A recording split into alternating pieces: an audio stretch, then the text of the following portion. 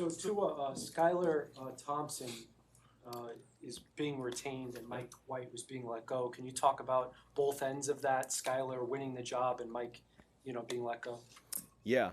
Um, you know, I have tremendous respect for both of those guys, for Mike White and for Skyler. I just think, um, you know, I look at the growth of Skyler. It's hard for everyone to look at, the backup quarterbacks and the competition that they're going through. When I'm getting the most reps out there, and I'm in the room with those guys, we go over the film, and to see his growth from his rookie year to this point has been something really, really, really cool. I think just learning this offense, keeping his head down. Skyler, you're going with the twos. Hey, Skyler, you're going with the threes. Hey, Skyler, you're not getting reps today. And just, seeing his mindset that he's had throughout the years and then also throughout the practices, I really commend him for just sticking it through and being able to do what he has done. In those situations, it's tough because someone has to win, someone has to lose. And, me and Skyler texted Mike. I think Skyler talked to Mike on the phone. But just, the relationship that we've had in that room had been something really, really cool. But at the end of the day, that's part of the business, it's part of the job. And Mike knows where I stand with him. I appreciate, the things that he's done to help us last year and then also this year as well. With those quarterbacks, what do they do to help you particularly? I know I've heard in other rooms, guys would ask guys to, hey, cut up these third down. Yeah, and that's exactly it. That's exactly it. If it's not the third downs, then it's, hey, your job is just to watch 2 minutes, and then on Friday, you share with me, 2 minute plus 50, 2 minute minus 50. Okay, what happens when, it's a stop clock? Do they pressure? Do they not? Or is that only on the, opposing side once we cross the 50? So all of those, we got that, and then we also got a lot of other things too because of motions and whatnot. So looking at the wristband, sometimes the play calls get super long. So another guy's job is for all of those long ones, see what you can shorten up, and then we'll talk about it. We'll see. No, that doesn't make sense to me because that. So then we'll find another way to do it, and that's sort of the some of the ways that they can help me prepare for a game week. Assign those jobs? That'll be coming up soon. So we'll see who we end up grabbing if we don't get Mike back. When cuts are done and whatnot leading into next week. Well, how happy are you that the preseason is over? Oh, I mean, it's a bittersweet deal just because of the relationships you build with some of the rookies. And then a lot of the guys who have been vets but who have been going from team to team. It's bittersweet just because of the relationships you have with those guys. But they also understand it's a business. They understand how this thing works, and we wish them the best. This is the whole reason as to why we have preseason, so guys can put their film on tape, and hopefully another team can pick them up, and they can go ball for that team. Obviously had limited work in the preseason. I was curious with that second game. The first play Mike called was the same one you threw an interception on. Yeah. Was that your idea to call that play? And not my idea. Sticks with you? That was not my idea. That was Mike's idea. But I kind of had an understanding that that's the reason as to why he called it again. So I brought it up, and he made mention that I was on to him, but it's just with Mike, it's all I guess it's all something you can learn from, whether it's 2 years ago, 3 years ago, yesterday, and those are that's what kind of came to mind. So I asked him, and he told me I was on to him. So yeah. I don't think anyone here thought we'd be relitigating 2021 and 2022 Yeah. this summer. Yeah. Have you heard from Brian Flores in the last week? I haven't heard from him. Did you see his comments publicly? I haven't seen his comments publicly. Is there anything more that you'd like to add in the conversation to that? There's nothing more I'd like to add to that. Well, that might be the answer. answer. Can I just ask you one thing that did occur to me, Yeah. and that is, you mentioned in your comments to Dan how he was highly critical of you through that process. Mhm. And yet, there was, I think, somewhat of a surprise that he made the change when he did. Why do you think that change to bench Ryan and insert you happened if he was so down on you? It's a great question. I'm not gonna answer that truthfully right now, but I think I know why. But I won't. I won't speculate or give anyone any speculations on that. Whatever you want to create to think that. But other than that, I think that'll just stay here with the organization.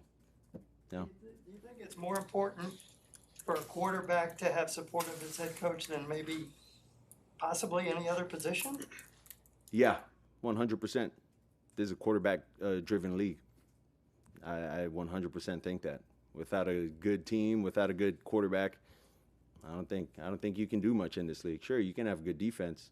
There's really good offenses in this league. You got to put up points, and you got to find ways to do that. So, I definitely believe that for sure. How does this week change for you from the perspective of going from training camp to getting ready for an opponent?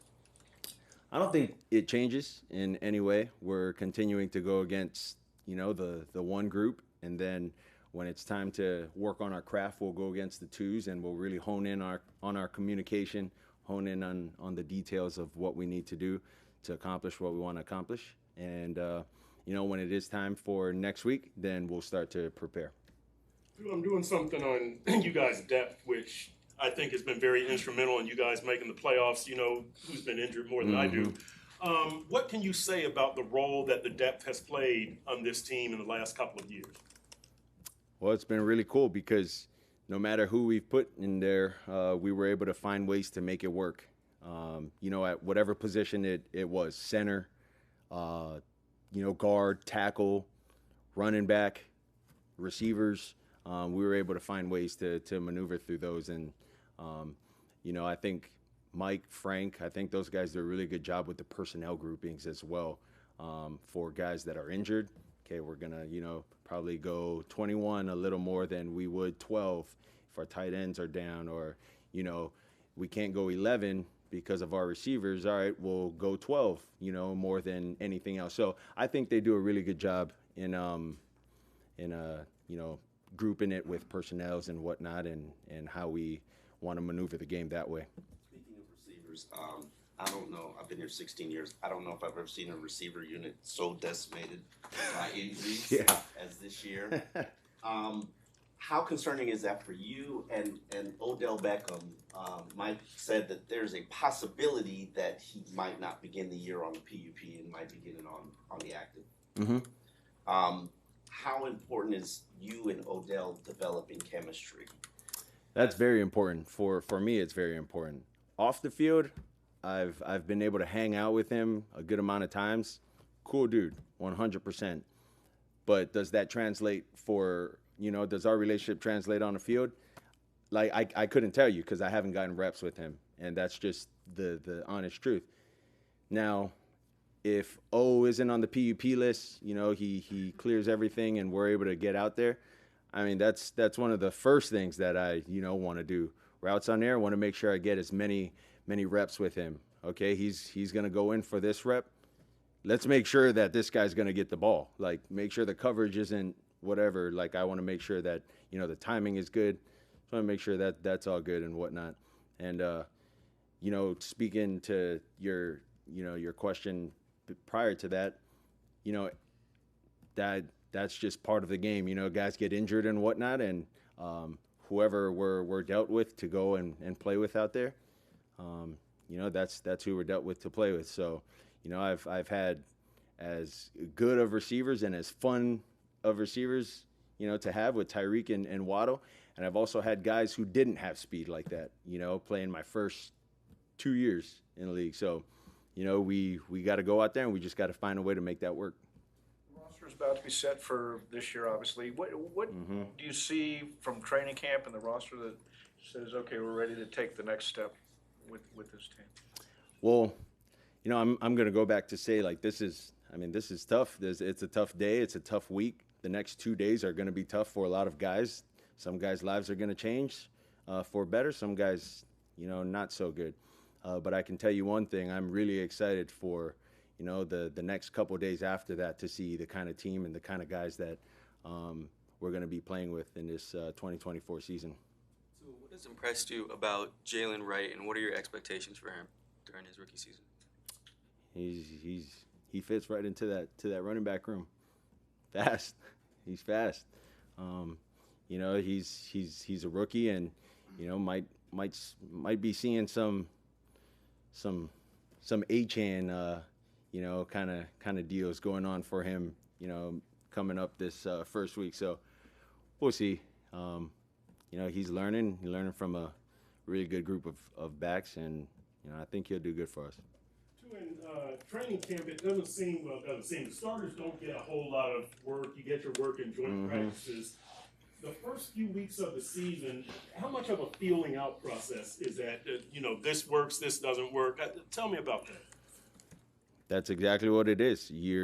Everything is off of feel. If I like a play, but the receiver kind of feels like he runs this better, we got to adjust. And because regardless of the coverage, regardless of any of that, if we feel like we can make it work, we're going to find a way to make it work. And so I think that's exactly what it is. It's, if we feel like we can make this work regardless, it's going to happen. Regardless of what the coverage says and what they put on paper, whatever, we're going to find a way to make it work. So what's your confidence level on the offensive line in front of you, specifically the interior of the line blocking for you? Well, brother, I get the ball out fast, so I'm confident with anybody we got up there. I'll tell you that. I'm confident with anybody we get out there. So keep hearing from players about how this offense is pushing the limits of what it can do, especially now in year 3. As the quarterback of that offense, what does that look like from your perspective? Well, I wouldn't say we're trying to reinvent football, but we're just trying to, turn the wheels a little different, if you will. With a lot of the things that we've tried to add on with motions and whatnot, and different schemes schematically in the run game, and then what we can do off of those runs with pass or play action. So really we're just fine-tuning all those and trying to find ways to make that work for this new year in 2024. Just to follow up quick, Yep. Barry, even dating back to high school, is this the first time you've ever been in the same system 3 years in a row? Yeah, 3 years in a row. Never. Yeah, I think so. Let's say this is kind of rare air for you then, huh? Yeah, this is really rare for sure. We've seen improvements from a lot of guys on offense. Julian Hill, River before he got hurt. Yeah. What comes to your mind first if I ask you most improved players offensively on this team? Most improved players offensively. I would say from my first year with Mike, I would say River. I would just the amount of things he's had to go through throughout his football career, and him scoring that touchdown 2 weeks ago or last week. That was I don't know, it's almost bittersweet, but it's almost like he can't catch a break. Every time it starts to get really good for my man, it just gets tough. But yeah, I would say he's probably been the most improved in my opinion in camp this year until he got hurt. Defense, most improved. Most improved. I'm gonna say Chop. I think Chop has grown a lot from the first time he's gotten here. Earlier throughout OTAs, although I was only here, for a certain amount of time in OTAs, but I think he's done really good, and he's earned a lot of respect from the guys in the locker room, from a lot of veterans. So I'll be curious to see what he does to help us, to win some games this year. Appreciate it, guys. Thanks.